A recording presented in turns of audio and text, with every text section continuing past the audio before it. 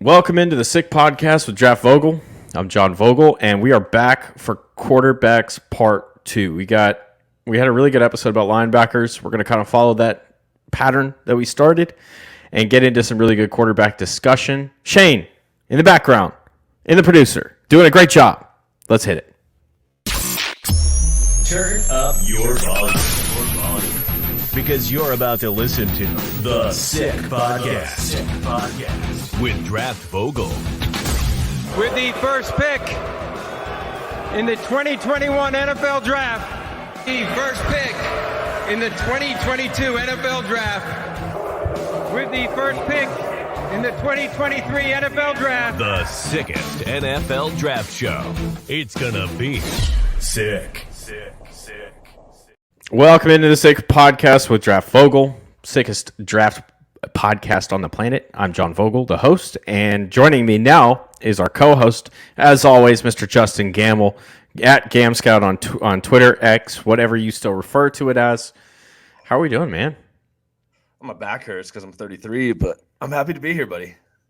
I'm happy to follow 33. up last week. You got to start growing out the beard, man. You got to pull the Jesus thing off. 33. I get a little patchy. I don't know. I can't do the whole beard like you, but I like the facial hair. I like what you're doing. You know, the only reason I can do it is because I haven't reported to the military for a little while, and I was wondering about that. I got one more week. That I can keep growing it. I've already been warned to get rid of the mustache. Not happening. Not happening at all. Nope. This is a mustache crew, baby. Yep. Absolutely. Going to keep it. So I'll be back here, I guess, in 2 weeks with probably some stubble and a big giant mustache.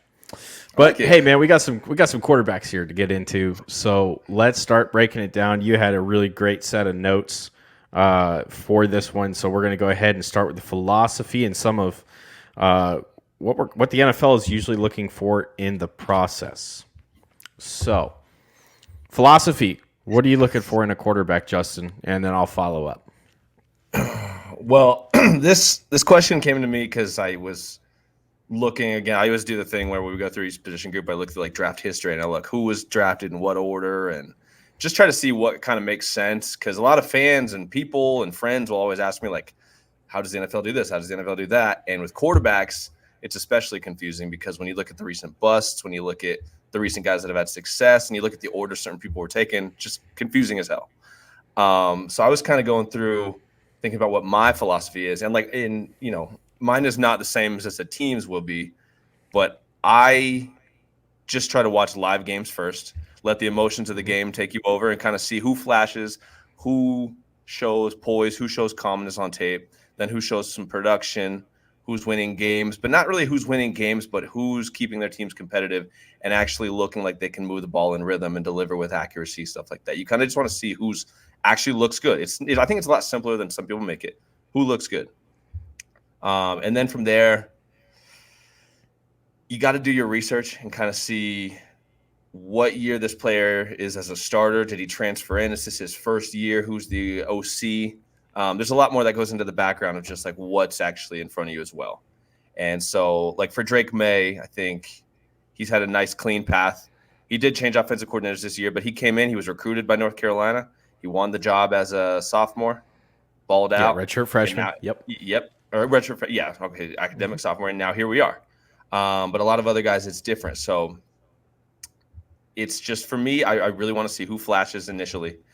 And then I kind of break down from there. I start with my checklist of arm strength, accuracy, mobility, all that other stuff. But I think it's really important to just kind of watch the live games first and see who kind of stands out. Because when you dive in and watch all 22 without knowing anything about these players, it's so confusing sometimes. So I would encourage a lot of people, just watch the games. Just see who looks good. And then you don't have to form your big opinions off of that. But go in thinking, okay, I've seen what he does live. Now let's look at the stat sheet and see what actually transpired on paper, and then we'll kind of start breaking down his game by game, what he did against certain defenses. Does he really have all the arm talent that we think he does? Is he making all the throws? Does he struggle outside the numbers? Blah, blah, blah. Go from there. But I think just start slow and then work your way in with more nuance. Yeah, I think that's fair. For me, I think the first thing I want to figure out about a quarterback is what type of a quarterback is he? I think you got three main archetypes, You've got a strong arm, you've got a rhythm and timing passer, and you've got an athlete. And sometimes those cross, sometimes those intersect, right? But for the most part, quarterbacks kind of fall into those three categories: big arm, athlete, and timing and rhythm passer. And then from there, I'll kind of want to figure out what is it that they do well, right? What is it that they do well? I'm kind of looking at traits. I'm looking at different things. I'm looking for if I'm looking at him for an NFL standpoint, does he have big time traits, to be successful at the next level? We've seen guys come in the league over the years that didn't have a great arm, and they did fine in the league. Peyton Manning won 2 Super Bowls and was an MVP and had all kinds of great stuff. He didn't have a great arm. He had a noodle arm compared to a lot of quarterbacks in the league. Joe Burrow, same thing this year. That was the one I remember. I always bring this up because I'm so I have to. But yeah, you didn't like Joe Burrow coming out because you were worried about. I love Joe Burrow. There was questions about his arm, and when he threw outside the numbers at LSU, it was awful. It was rough. You also said you wouldn't take him first overall. Yeah, no, I didn't. I did say that. I wouldn't have. Yeah, you didn't love Joe Burrow. You would have taken Tua Tagovailoa above him. So which Tua's a good quarterback. Just hey, it's okay. It's okay. He's no We're Joe not going to hold that one. one. No Joe Burrow. We're not going to hold that. We might hold the Davis Webb thing over Patrick Mahomes against you, but shout out to Old Takes Exposed. Yes, thank you guys. 2016 comes back. Well, that's the funny thing. A lot of these things are like a lot of these tweets you send are like it's so far before either of them became anything, and you're just watching like some early reps or something, and then you're like I'm just gonna put my thoughts out there. That's a mistake. Don't put your honest thoughts out there on the internet because people will find them and they will crucify you for them. Do not share your process early on. That's what I've learned. That was your second appearance, I think, on Old Takes Exposed. So I'm sure I've had quite a few, bro. I can only think of 2 off the top of my head. But anyways, I haven't made it on there yet, believe it or not. No way. And you say some weird stuff. Well, my weird stuff usually turns out right. Come on. I mean, I can only roll my eyes so hard. Yeah. So, anyways, no, I haven't made it on there yet. I haven't hit that status. But no. So once you kind of figure out the archetype, you can figure out. All right, are they elite in this archetype? Right. Are they great in this archetype? Are they good in this archetype? And you just kind of break it down into those tiers. I think a lot of people they get so caught up on different things. I think Trey Lance is a great example of people getting caught up in the quarterback and the little things and looking at the big traits and not paying attention to the overall picture. And that's why I wasn't a big fan of his projection coming out. I know you weren't either. Yeah. But it was because, you got a guy that has only so many reps. He's running in a, very run-heavy style of offense and didn't have a lot of multiple route combinations that he was throwing to. A lot of times off of play action. Yeah. So, that type of offense typically, that type of quarterback play doesn't translate well to the NFL when you have to be able to do everything. We're seeing that with Justin Fields right now. His feet, his mechanics, different things about him are still messed up. He's got the athletic ability to make up for it. Hopefully, is what you're hoping. You're going to hope that's going to win games. But you're seeing that because, when you put him and Tyson Bagent next to each other on the field, I mean, Bagent is by far looking like a more polished passer than Justin Fields, who's been in the league now for 2 years, and this is his third. So, I think that you want to look at, hey, are they really good at this archetype? And if they're really good at this archetype, then go ahead and roll with it. The other thing I think is to be a legitimate franchise quarterback, you have to have 2 elite traits. And if you look at all the top quarterbacks right now, you can point to 2 things that they do at the quarterback position in the league that are elite. They're top 3, top 5 in these categories. Patrick Mahomes, it's his arm strength and it's his improv. When you got Joe Burrow, it's timing and rhythm and really just understanding defenses. Being smart, having that intelligence. And you can talk about his mechanics too. His mechanics are almost flawless. When you talk about Jalen Hurts, it's athletic ability and honestly his improv, his running, his ability to create things outside the pocket on top of knowing how to read a defense. He's one of the best at that. I think with Jalen, I would almost say his poise, because when you watch him and then you watch, Josh Allen, Mahomes, maybe even Lamar, there's definitely a difference with those 3 than what Jalen does. But when you watch Jalen, he won't do anything crazy flashy, but he's never He doesn't look stressed. He doesn't look like his blood pressure just stays the same, and you're never going to rattle him. And I think that's what really surprised me about him. I'm just like, he doesn't have a big arm. He's not fast. He's not twitchy. He's not overly light. Like, there's nothing about him where you're like, gee, like that's elite physical. He ran a 4.52. But it's like he's fast in a straight line, but he kind of needs that runway. Like, he's not a guy who you're just like, ooh, he's twitched up. Oh, he's no. He's just not that guy. Yeah, that's fair. But again, kudos to Jalen. He is just so calm and so poised. You remember, this is getting off a little bit, but just to make a point about his running, you remember when Derrick Henry, when you watch him run, he doesn't look like he's running that fast until he's like going past people that he shouldn't be. That's they're similar like heavy-footed, like long stride thing where and Julio was the same way. Julio Jones, was the same way as a receiver, where it didn't look like he was running that fast until you just watch him blow by a corner, and then you're like, oh, he's flying. What the hell happened? Yeah, it's a Bama thing, I guess. I don't know. Yeah, it could be. We won't get into that. But anyway, that's my point. I think to be an elite quarterback in the NFL, you have to have two traits that you just do top 3, top 5 in the league better than anybody. And then you have guys that have elite traits that are really good at one thing, and they manage to stick around in the league for a long time. The Kirk Cousins. I'm trying to think of other guys that have stuck around in the Dak Prescott.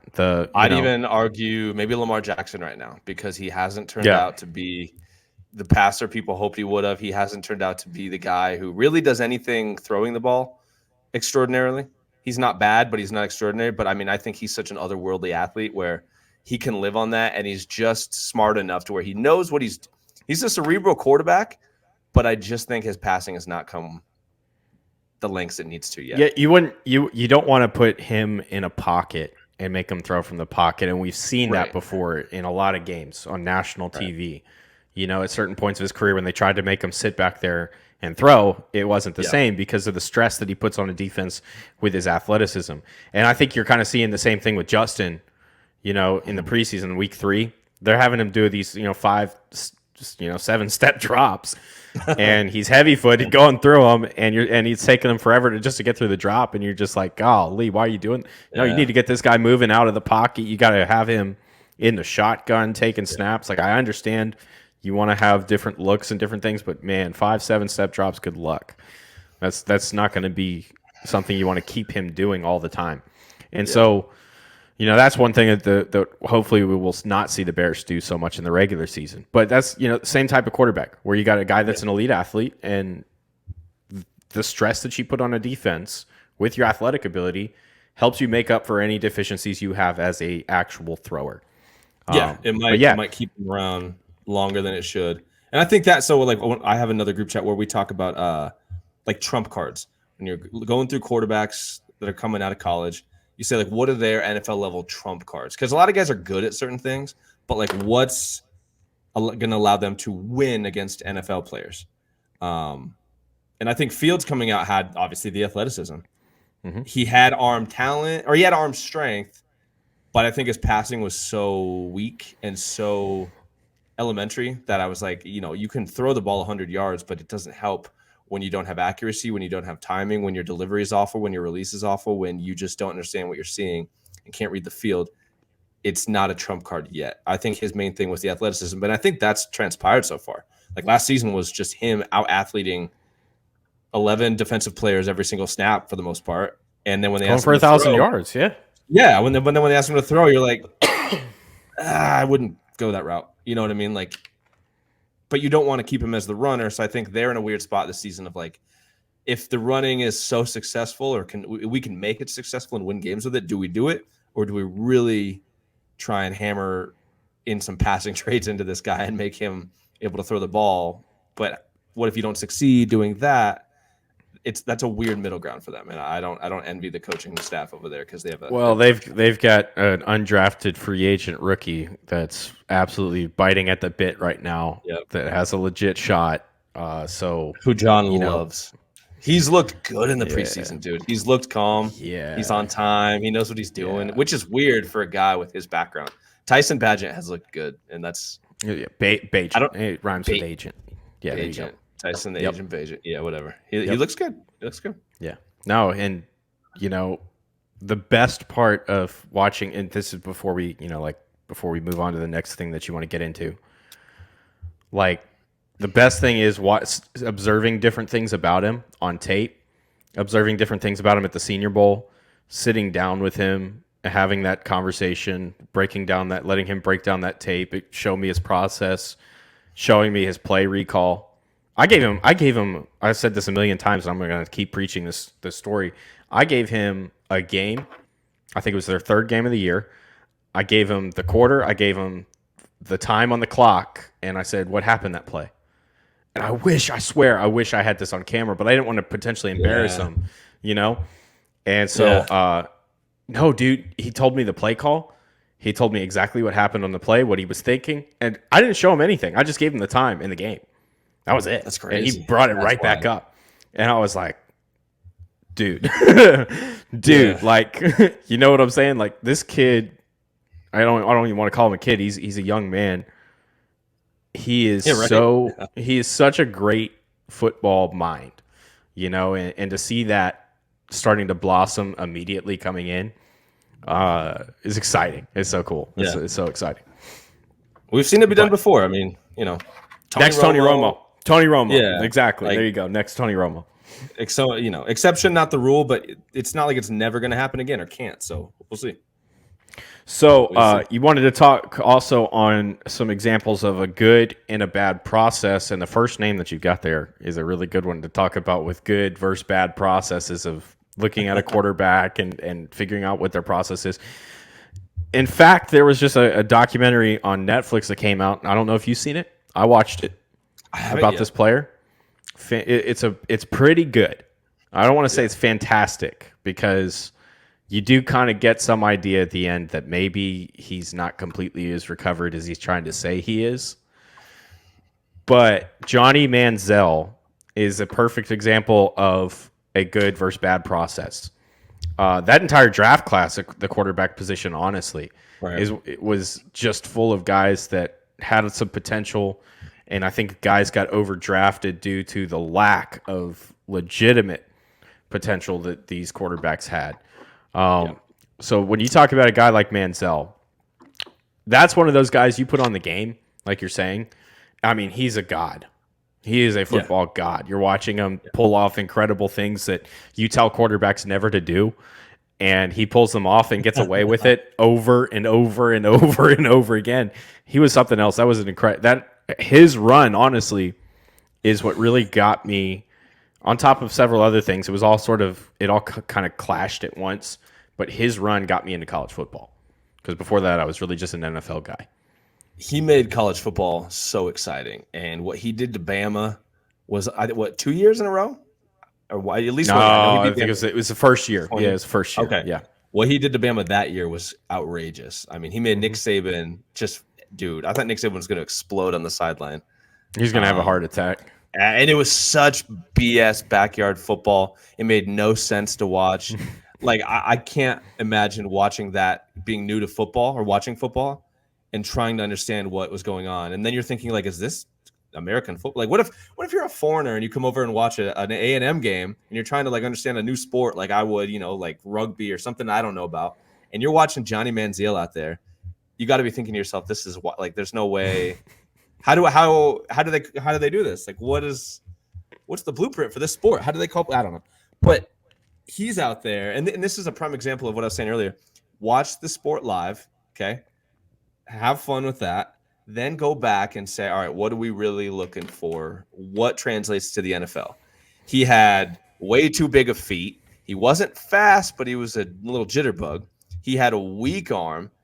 He read the field like an amateur. I mean, he's just out there snapping the ball, throwing YOLO balls to Mike Evans, throwing back across the field. He never watched tape anyways, so, he didn't know what he was up against. Exactly, and it showed. He snapped the ball, and you can tell has no idea what he's doing, but he's going to wing it. Luckily, he was such a crazy – I don't want to say overall athlete because he wasn't like – he's just an improviser. That's what he was. Yeah, wasn't like he was Lamar or Justin Fields level where you're like, ooh, big, elite speed, elite strength. It wasn't. It was just a kid that was making grown men look insane trying to catch him, but he wasn't anything special physically. And I think once you break that down, it's not that good of an NFL prospect. I spoke to Ray Farmer too at the combine. I've shared the story, and I don't know if I should say it again out loud, but he was talking about his process with Johnny Manziel and how they really didn't watch him on tape. Like at any point, Ray Farmer did not watch Johnny Manziel. He was just like, yeah, like he's exciting. He's going to sell tickets. Some of the scouts were like, do it. And he's like, screw it. Yeah, like he's Johnny Manziel. Let's go. Bro, he didn't watch tape. He didn't try. He didn't care. He drank too much. He did. Like, what are you doing? And that's an example of a bad process. Probably similar to Jamarcus Russell, when you can tell the kid is super talented, but he doesn't care about football and he doesn't try. You can't draft him top whatever. I think Johnny Manziel went 22nd, but you can't take these first round. You might not be able to take them, period, because you can draft them first round or seventh round, and if they don't care and they don't try, why would they succeed? And he didn't, obviously. And if you've seen the documentary, which I still haven't, but we know what happened now. And I'm still just mind blown by this. Ray Farmer said that they didn't watch tape. Now break down real quick. He did. He said, I did not watch Johnny Manziel. Bro, you're the GM that drafted him. Right. Yeah. Make sure that people understand Ray Farmer was the general manager of the Cleveland Browns who drafted Johnny Manziel. I didn't watch him. Yes. And it was at a small conference that we went to, and he was one of the speakers. And I don't mean to embarrass him or but I'm just sharing what I heard out loud. Yeah, no, if he shared that publicly, then I think we're privy to that. I think we're good. Gotta do what I gotta do. No, that's holy cow. Like that's crazy. Yeah, that is a perfect example of a bad process. You can't take a guy and just go, oh yeah, whatever. Yeah. But that's a true testament to like the character Johnny Manziel was and what he meant to football back in those days. Like he was a Jesus out there. And publicly and for ticket sale. I mean, it was just he was a circus in a good way, I guess, but it was just something that everyone had to tune in and watch. So yeah, that's absolutely insane. # bad process. It was not the quarterback taken before him in that draft is another one you wanted to break down a little bit, and that was Blake Bortles from UCF. Went to the 3rd overall to the Jacksonville Jaguars.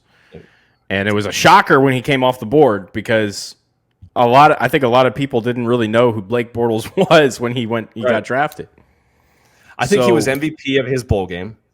He was 6'5", 235. He had an average arm, average at best. He couldn't throw a spiral to save his life. He had the worst windup you've ever seen. He was kind of mobile, but he wasn't fast. He operated what they call pro-style systems, but I think he was a little older. I forget how old he was when he came out, but maybe 21, 22, 23, something like that. I know he had established himself as like a man to the NFL teams. And he goes 3rd overall. Shouldn't have. And we all saw what happened with him at the Jaguars. I mean, the guy could barely throw a football. And that's what quarterbacks do. That Pittsburgh. Pittsburgh Steelers game, in the playoffs where they somehow pull it out, and I think it was the Pittsburgh Steelers, right? Or was it the week before the Steelers, where he threw for 65 yards and ran for like 70? Yes, was that a playoff game? That was a playoff game. It was a playoff game. Maybe it was Buffalo. Yeah. It was Buffalo, wasn't it? Because it was Doug Marrone going up against his old team. That's what it was. It was Buffalo. And their defense literally carried them to victory, and he was able to kind of pull a Tebow and win the game at the end at the end. Yes, he was right-handed Tim Tebow, and I mean it was so evident on tape back at UCF. Like the guy can't throw. All his balls sail, flutter, wobble, die. They don't arrive. They flutter to the target. It didn't make sense, but I think they saw 6'5", mobile, strong, got comparisons to Ben Roethlisberger somehow. And I think the Jaguars said, like, this big man is going to be the face of our franchise. But if he can't throw the ball, how is that going to work? You know what I mean? And if you look at that offense they designed when he went for, like, almost 4,000 yards passing and 35 touchdowns that year, I think it was his second year after his rookie year. When they made that playoff run with their crazy defense or something. Was that? No, it wasn't. This was before the playoff run, wasn't it? I think it was before. I want to say it was before the playoff run this happened. You might be right. You might be right. But they had three really solid receivers, and I think Justin Blackmon was there. Maybe D.B. Westbrook was like the three. No, was he there? I can't remember. I guess Marquise Lee was there. Yes. Well, they had a group of guys that they were able to sort of point and throw, scheme him, right? I think before Kyle Shanahan made it something that was almost a necessity that half the league is now running. They were able to scheme things up really well. They had Leonard Fournette running the ball, I think. I think that was his rookie year. And yeah, they had that great defense that was able to make things happen. I don't think they were ultra successful, but people were like, "Oh, maybe this Blake Bortles guy is somebody," because he had a good year. Yeah, and that crashed and burned quickly, because he didn't have staying power. He wasn't able to simply throw the ball, and I think that's another example of just bad process. But there is examples too of good process or guys that you would think, how the hell did they not succeed? And that was the third name I texted you. I don't know if you saw. Oh yeah, I saw. Maybe I didn't even. I got them all. What? Brian Brom. I want to talk about Brian Brom. Do you remember him? Yeah. So Brian Brom was like before I was watching college football. I was collecting football cards, and there were a shit ton of them in 2008 of Brian Brom as his rookie year. Yeah. So that's the only reason I know Brian Brom is. So you're gonna have to take the lead on this one. Okay, so Brian Brom. He was, I believe he's a coach's son. He set a ton of records at Louisville. Came out into 08, or was it 08? 07? I don't know. 07 or 08. It was one of those. Whichever year it was, there were a ton of rookie cards. I mean, like they were just they were all over him. I remember that was the year where like the NFL draft was starting to really just get big popularity. Yes, huge. Anyway, big dude, 6'3", I think like 220, big arm, set records at Louisville. Ran an okay system over there. Everyone considered it, decent, pro, whatever. I don't know. I heard some mixed reviews on the whole thing with whatever. But I rewatched his draft video the other day when he got drafted, and they got Mayock or McShay, a bunch of guys up there talking. The Packers took him in round 2. On the stream, they're talking about, this guy is going to replace Aaron Rodgers. He's more creative than Aaron Rodgers. His arm is better. He's a smarter kid. He's shown it on film because he didn't run the Jeff Tedford system at Cal like Aaron Rodgers did. He just does everything better. He's an upgraded version of Aaron Rodgers. And McShay on the air on ESPN or whatever said, "Yeah, I gave him a higher grade than Aaron Rodgers. It was right around Aaron Rodgers, but a little higher." I remember thinking like, this guy, he's got to be good. He's a good player. I watched him play at Louisville. He does everything right. He looks good. There's nothing he can't do. And then the more I watched his career, and now looking back, it's one of those things where I'm not really sure what went wrong with him, but he simply just didn't have it. He didn't last at the Packers. I forget where he went after that. I should have written it down. I forget. But it was just one of those guys that fizzled out slowly, and you really don't know what went down. But you look back and think, well, I don't really know what the process was bad. But he did bust. Do you know what I mean? And I think we see a lot of that where guys just kind of fizzle. And that's probably, ever since Joe Burrow, I've really taken note of this. Some guys don't have the physical ability, but they are competitors. And they're the Joe Burrows who will make sure that they do everything they can control, they're going to do correct. Everything they can control intangibly, they're going to do correct. And then there's guys that, like Brian Brom, who are not Jamarcus Russell or Johnny Manziel, they probably care about football. They probably want to be good at football, but I think they're just not up to it. They're not the competitors week to week that the Burrow or the Hurts is or the Josh Allen, and they just kind of fizzle out. There's so many like that. And I do think, too, the NFL's changed now where a lot of guys now are starting to stick around for a certain period of time, like Matt Schaub. If you're consistent enough and you're just smart enough and you can do just enough, you're going to stick around the league. But in the past, it was like, if you're not good, get the hell out. Get the hell out. Like, you're done. You know what I mean? And the NFL's changed so much where now we adapt systems to quarterbacks. We can look at a guy and think, he's not that great, but we're going to adapt what we have to him. Or back, I remember Brandon Weeden coming out of Oklahoma State. He was like 28 or something when he got drafted in the first round. Yep. Played baseball. Yep. Yes, he comes out after breaking records at Oklahoma State with Justin Blackman. He ran a, air raid offense out there with Gundy. He comes out and I forget. Oh, the Browns. The Browns tried to force him into some weird pro style system that he had never even kind of seen. That forced him to change his timing, change his footwork, change his drop, and he busted. Well, of course he did. He's never seen anything like this. But I think the NFL has gotten a lot better about saying, this is our guy, so we have to adapt what we do to him versus the other way around, and just letting these guys bust because they've never seen anything like what we're throwing at them. Yeah, and there's two reasons for that. And I think number one is, first off, that's one of those trickle up things from high school into college into the pros, because that's what they've been doing for decades in high school. Yeah. You got an athlete at quarterback, you make an offense for that. It's just now we have a whole lot more different offenses we can run. When we got an athlete, it's not just straight up triple option anymore. You got it, and so that trickled up. The other one is look at how deep defenses are. With the rotations you can run on the defensive front, with the personnel mixings, the disguise coverages you can run, all this stuff that we didn't see a whole lot. Where a quarterback used to be able to sit back, run through his 1-2-3 progression, go to the check down, whatever, right?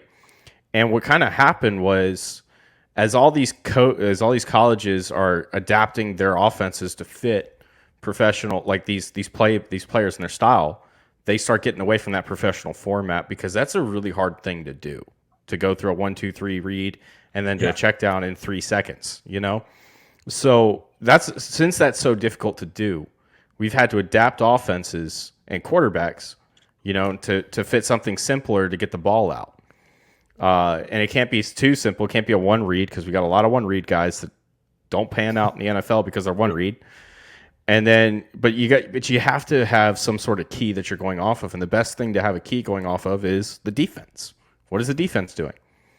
So it's a lot easier to teach a quarterback how to read a defense than it is to continue that study and go, okay, here's what you're going to do now with the 1-2-3 read, blah, blah, blah. With your progression read like that. I'm sure there's still systems that still teach that. Maybe I'm sure there are in the league. Yeah. It's just that's a very difficult thing to have a guy do, and we asked people to do it for decades in the NFL, and the best guys were able to do it. The guys that couldn't, they said, get out, you're bad, you're terrible, you're no good. Yeah. And that's what's changed, right? That's what's changed. So I want to go back to Brian Brom for a second, because I was trying to pull up his Draft Scout, and that may have been before. I don't know if Draft Scout, if they messed up the page on it or what, but there was no link that came up. What I did find was an article, like a little scouting report written by Robert Davis, who says that Brom has it all from a physical standpoint, talked about some of the things that he can do. The only real knock on Brom is his durability. Tore his ACL as a sophomore, was hurt twice last year as a junior. It says Brom considered leaving for the NFL last year, where he was likely a first rounder. Nothing has really changed this season. He looks like he will be the second quarterback selected, and he still should be a first round pick. If he slides out of the top 15, somebody may be getting a steal. Put top that 15. On Old Takes Exposed. Top 15. Yeah. I mean, and I remember watching the guy. He was fantastic, and all the analysts were saying, this guy's better than Aaron Rodgers. He's more creative. He's got the arm talent. He's got everything you could want from the neck up. It seems like he's got it figured out. And he just fizzled out, Like, it was just like he came and went, and no one even he's related to Jeff, isn't he? Yes. They're brothers, son, right? Or it's not a son. Or not son, sorry. They're brothers, the son. I think. Brothers, I think so. Yeah, I thought they were coaches' sons too. Yeah, they might have, because Jeff had the famous career, obviously, in the XFL, the first XFL. Where he he got rocked on a play and started a fight or something. I don't remember exactly, but I know he had the legendary career there. Now, okay. We start talking about guys, like you just hit on a bunch of guys that have been able to stay in the league and maintain success. You said why certain classes went the way they did, like Lamar and Josh Allen are really the only two good quarterbacks that came out of the 2018 class. Yeah. When you look at Baker Mayfield, Sam Darnold, who else was in there? Mason Rudolph, Josh Rosen. There you go. Yeah. So this was 2018 was supposed to be the best year ever for like quarterbacks. Like this is the best class we've seen in forever. Baker goes 1, Darnold goes 3. Rosen went 8, right? To was it Miami or Arizona? 10 to Arizona, I think. 10 to Arizona. I couldn't remember. I knew that he was in Miami like the next year, and I couldn't remember which one he was at first. And then you got Josh went 7 then, and Lamar went 32, and then Mason Rudolph went the second round. But when you look at that class, why did that class go the way that it did afterwards? Well, I think it's funny. Like we talk about process, we talk about what it takes to succeed in the NFL, and then you think these like consistent pocket passers would have an easy time. Just go out there, you look the same probably for most systems for any team. The Darnolds, the Rosens, the Baker Mayfields, just be the pocket passer you are. Just do the simple things, be consistent. But then you look at Josh Allen and Lamar Jackson, 2 freak athletes. One of them has insane arm talent, insane size. The other one's the best athlete playing the position since Vic. He also has a strong arm. He's not a good deep ball thrower, but we'll get into that another time. But these two guys are like outlier athletes. And I think their teams have gone out of their way to really embrace that. And so we see the 2 guys who were considered the most raw as passers come out, and these 2 are the ones that are franchise guys. And the 3 that seemed not like locks to be good, but you're like, I don't really know, like, why would they bust? Just be who you are. Sam Darnold looked like a guy who kind of was like a Tony Romo clone here and there. He could make plays. He had good arm talent. He seemed consistently accurate. Josh Rosen looked like the prototype pocket passer, kind of like a Matt Ryan. Not really much of a mobile guy, but accurate, smart, can deliver the ball on time and rhythm, accurate. Like there's nothing that he does where you're like, this won't work. And then Baker Mayfield, he was the first overall pick. He had a big arm. He was fiery. We thought he could improvise. I didn't, but people thought he could improvise. And he's had a weird career of bouncing around and trying to figure out if he's ever going to succeed. And now he's starting for the Bucs. And I'm like, will this revive his career? Even if it does get revived, what does he really look like? How good is he? Because to me, he's average. I think his ceiling is not that high. So the NFL decided to take Lamar 5th in that class, 4th? Yep, 5th. Yep. 5th. And Josh Allen went after Baker and Darnold, right? Mm-hmm. And Rosen? Nope. No, just Baker and for Rosen. Just Baker and Darnold. Yep. Okay. Yep. So it's another good example of this is a crapshoot sometimes. How do you know when to bet on the traits? How do you know when to bet on the trump cards? And how do you know when to say, like, this guy's solid, we know what we're getting with him, take that? And I don't really know. You probably have a better take on this philosophy type stuff than I would, or a better way to articulate it. Because for me, it's just kind of dumbfounding when I look at that class. Like, if I could go back, would it have been smart to take Lamar first, second? Where do you take Josh Allen? The difference is you got Lamar has to be in a specific system. And if you're going to go into that system, you have to sell out for it. I think Baltimore was literally the only team willing to do that. You know what I'm saying? Like, that's why you had the Colts guys sitting there going, I think Bill Polian said he's a wide receiver, or a running back. There's all that discussion that was going on at the time. But I think when you have a quarterback like that, you have to build that system for him to get him, and you have to sell out with it. That means you got to go out and you got to get the personnel. And if you look, they kind of started to set that up, kind of like if Flacco's kind of done, then maybe we might need to play this guy, and we kind of want to have some tools, some depth at the running back position, and start kind of getting some bigger guys in here on the offensive line that are just maulers. And they started to kind of build for it. And then as soon as they moved on from Flacco and it was Jackson's club, they sold out. They went and they were like, okay, we're going to be running 2 running backs, 2 tight ends. We're going to be doing these crazy different things from these formations and letting him use that athleticism to get around.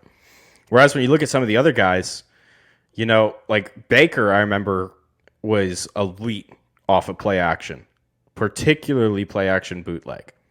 Yeah. So it's like Baker needed to have a run game to really let him be able to do his game, which is get outside the pocket and make throws on the move. That's what he does really well. But that's it. That's really all that he does really well. Yeah. I actually have a theory, and I actually have a hypothesis for this theory, and we're going to get to see this year. We're going to have a much better idea this year if this is an actual, like I'll have some data for it.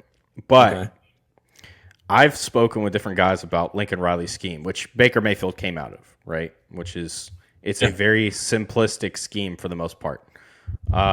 You're running 4 verts most of the time.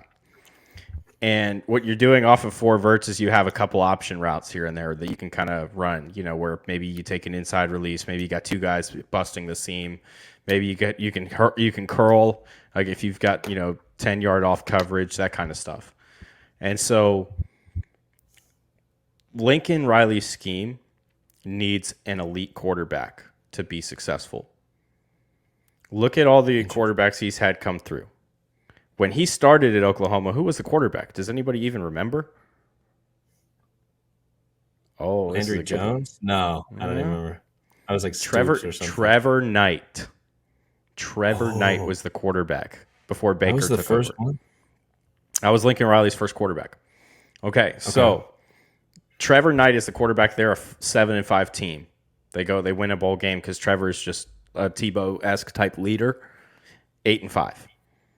Okay. Baker comes in, and now all of a sudden they're winning 10 games a year. He was an elite college quarterback. Let's be straight about that. From at the college side, he was elite. Yeah. Okay, so after that, you get Kyler Murray, you get Jalen Hurts, you get Spencer Rattler, you get Caleb Williams.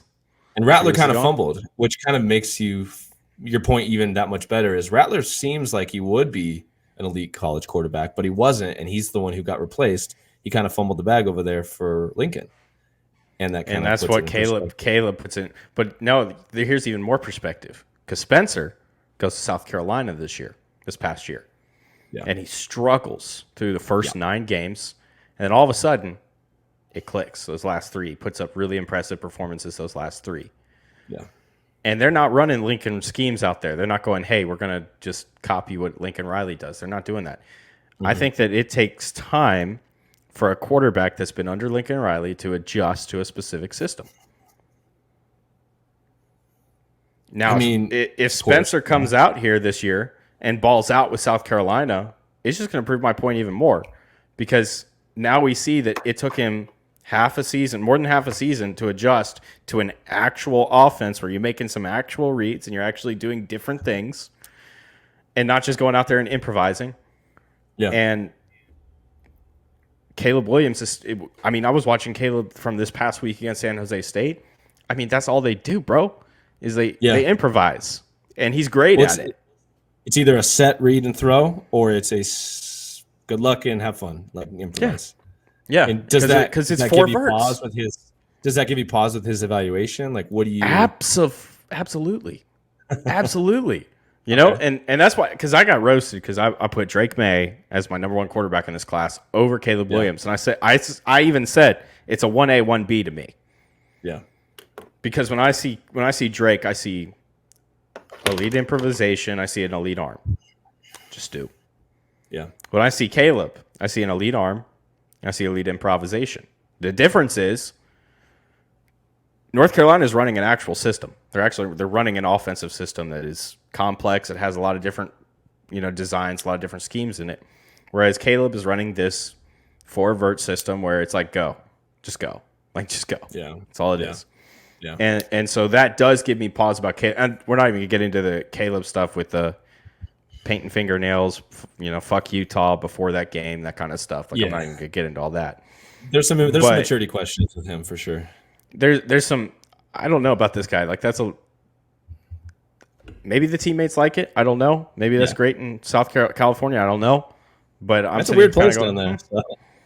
I'm kind of like, I don't know, man. Like I'm cautious. Whereas when I see Drake, I'm like, I really like Drake, man. I just do. Yeah. I like everything that he does. I know that he makes mistakes. I want to see some of those mistakes cleaned up this year. But that's kind of what I'm seeing with this 2018 class is you got guys that are good at one thing, They had the trump card, as you described.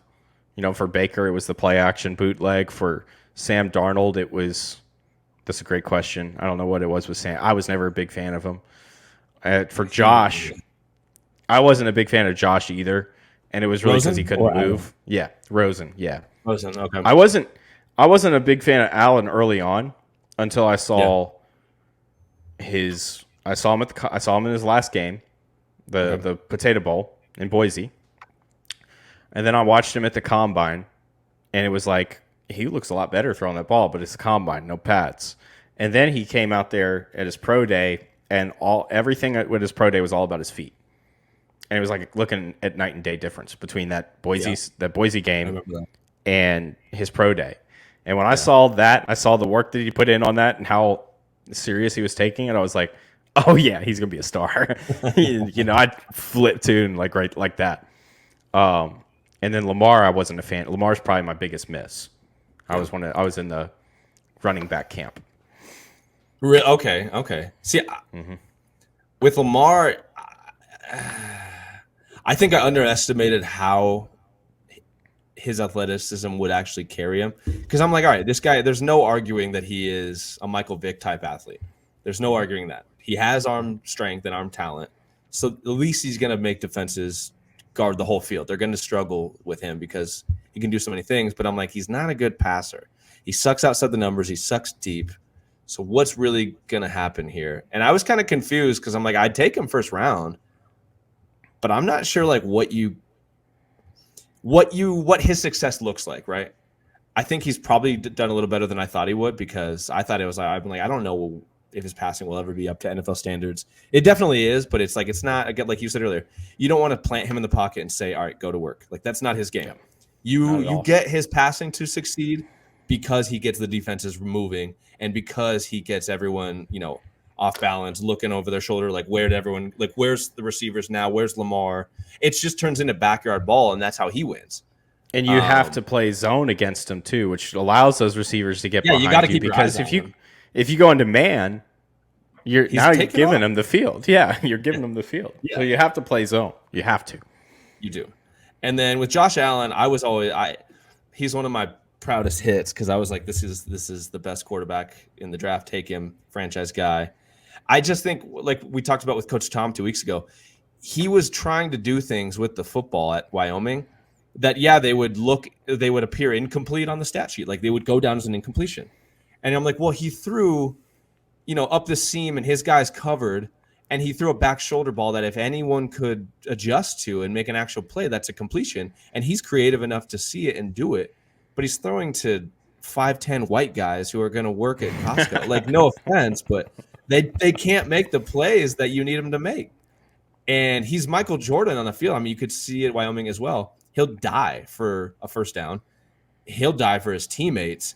He'll sacrifice his body. He's also big enough to do it and make it work. There's just nothing he can't do. It was just, will he adjust his feet? Will his accuracy get a little tighter? And will team actually? Yeah, and it all did. And I've had so many misses, so it's not like, I don't want to pat myself on the back too hard for Josh, but it's like some of those things where it's easy to see, like what you said earlier. You said there's 3 types of passers, and there's some guys that are touch timing, some athletes, some arm. Josh is all 3 of those. Josh Allen is all of those things, and they've all come to fruition. And now he's this alien on the field, and like Tom said, he's the best quarterback in the NFL to some people. For me, he's right there with Mahomes. I think they're 1A and 1B, just like Drake Maye and Caleb Williams could be in this class. So, yeah. The thing too that, love him or hate him, Chris Sims. When I was talking to him at the Combine, I think this is not this past year, but the year before, and I just said, so when obviously you played quarterback, you've got the on-field experience over me on that one. So when you're watching a quarterback, they're coming out of college, what are you paying attention to? He's like, dude, just watch where the fucking ball goes. Where's the ball go? Don't look at the arm, don't look at all this. Where's the ball going? Is it going where it should be? He brought that up about Josh Allen specifically, where he's like, Josh in Wyoming, he's making throws that should be completed.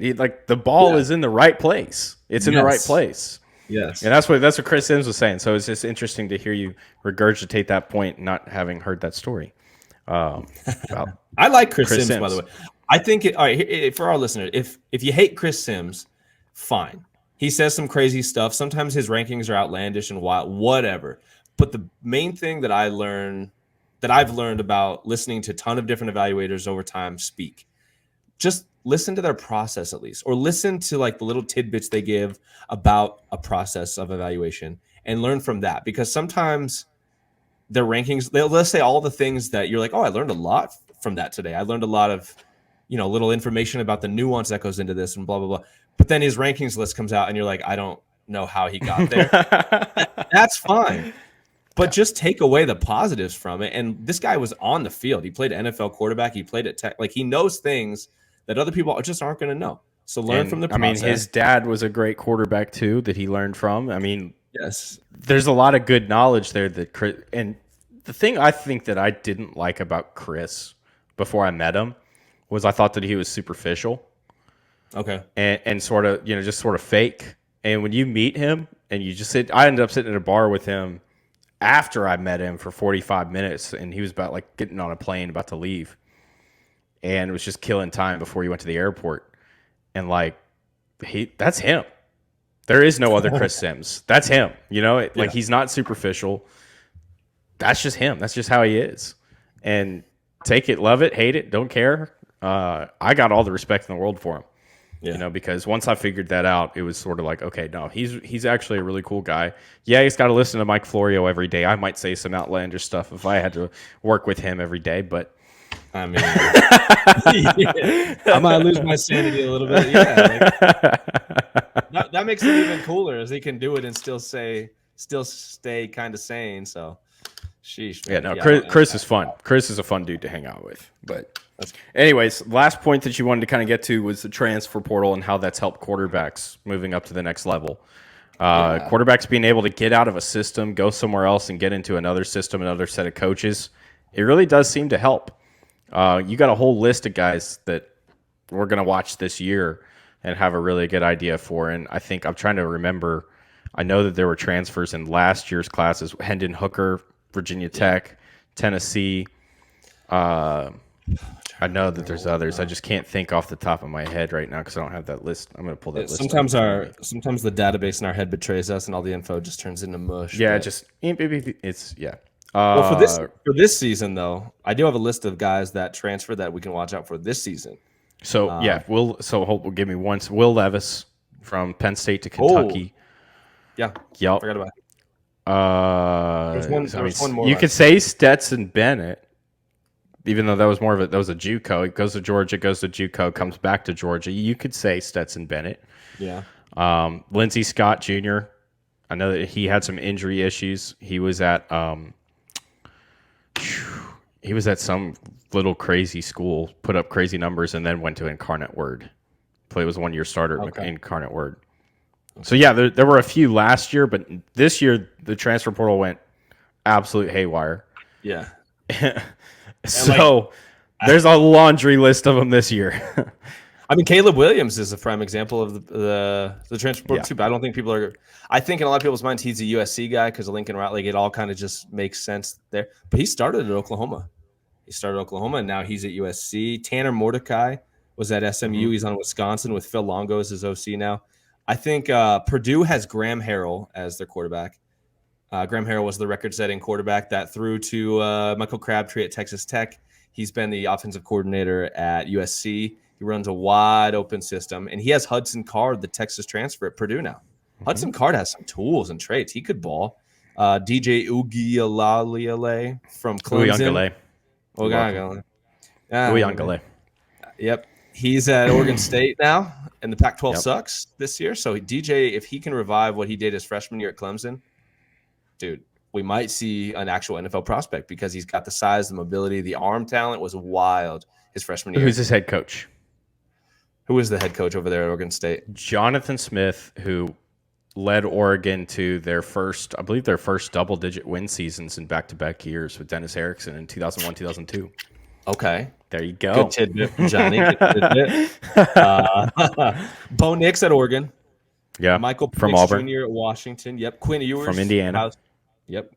Ewers is the one guy I think, and there's a few, but I think Quinn Ewers is the one guy this year coming out. if he comes out this year, that could actually push May or Caleb Williams with a strong season. Like I think Ewers, right now it sounds crazy to say, but if you picture what I Ewers, already said it, so it's not crazy on this podcast. Yeah. Yeah, I didn't know you said that. Good for you, buddy. We need to talk more throughout the week. If our schedules permit it, but schedules. Yeah, boy. No, but Quinn Ewers has size. I mean, the kid looks, when he throws the ball, it's insane. He can do anything he wants with that football from any arm slot.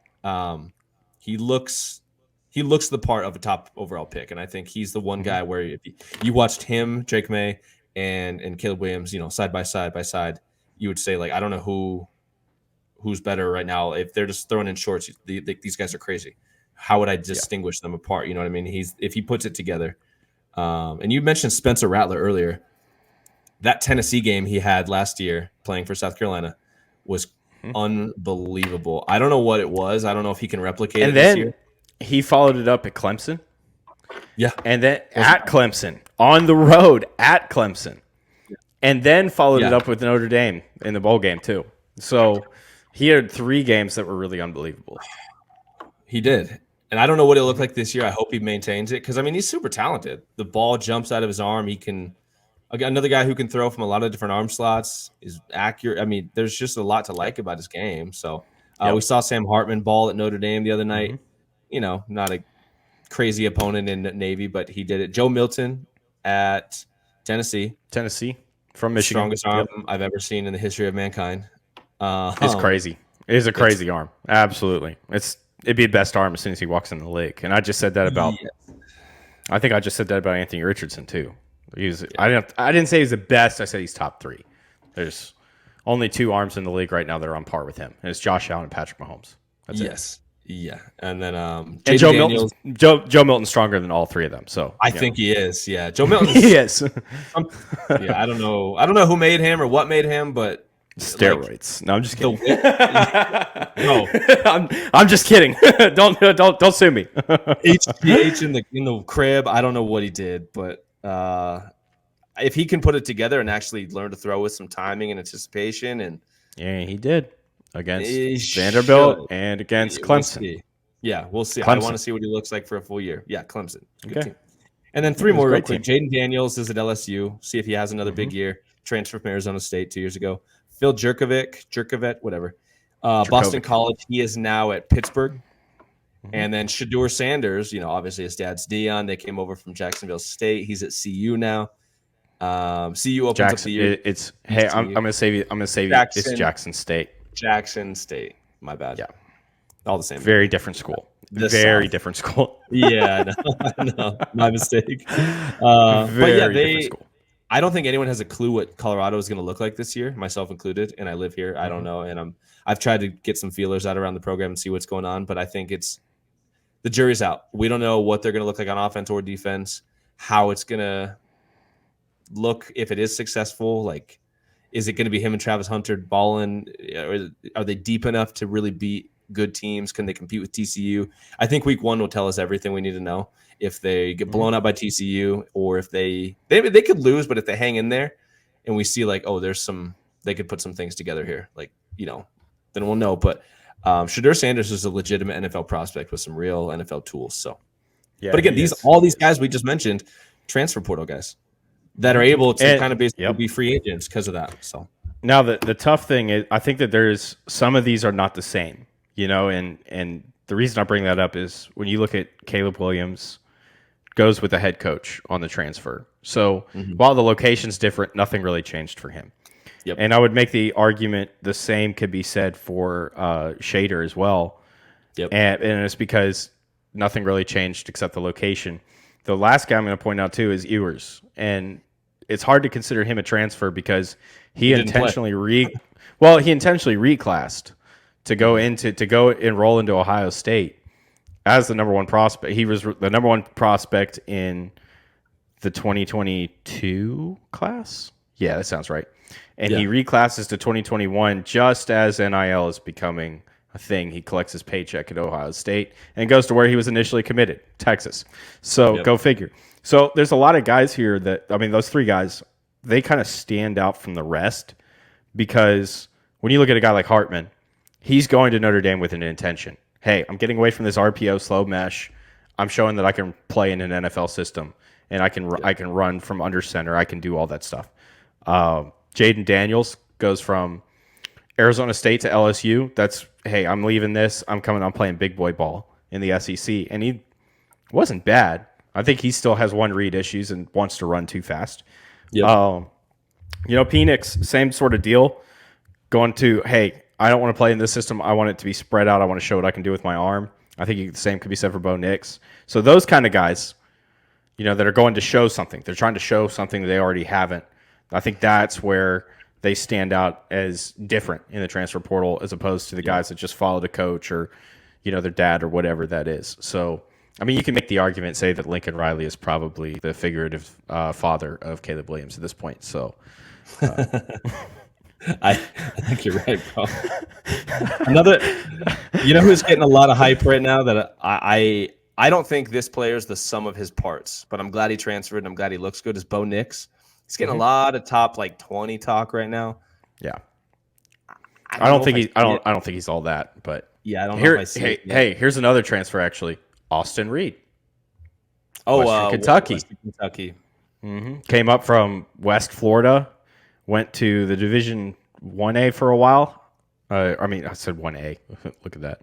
FCS. I forget where he was because I don't have it in front of me right now, but then he went to Western Kentucky. Yeah. So he's been at Division 2, FCS, and FBS, and he's put up numbers everywhere he's been to.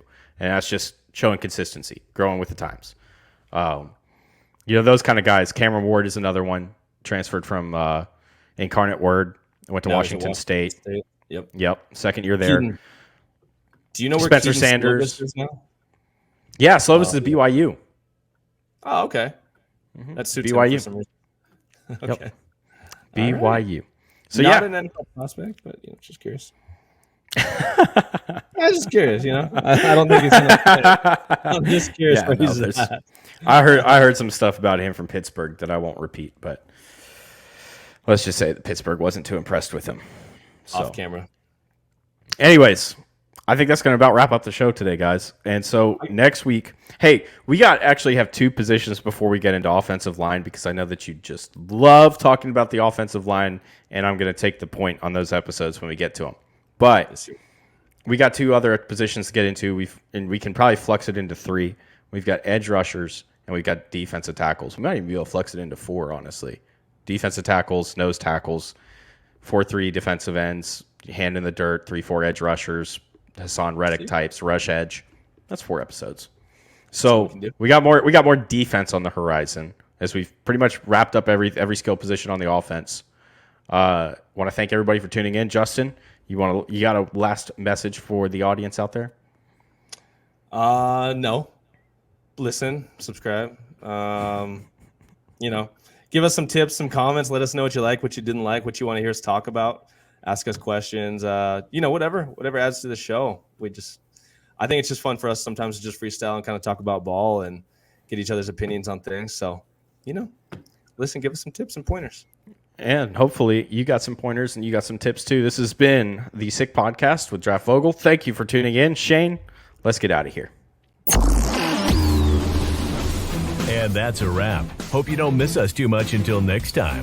Follow the Sick Podcast with Draft Vogel on YouTube, Instagram, Facebook, Google Play, and Apple Podcasts.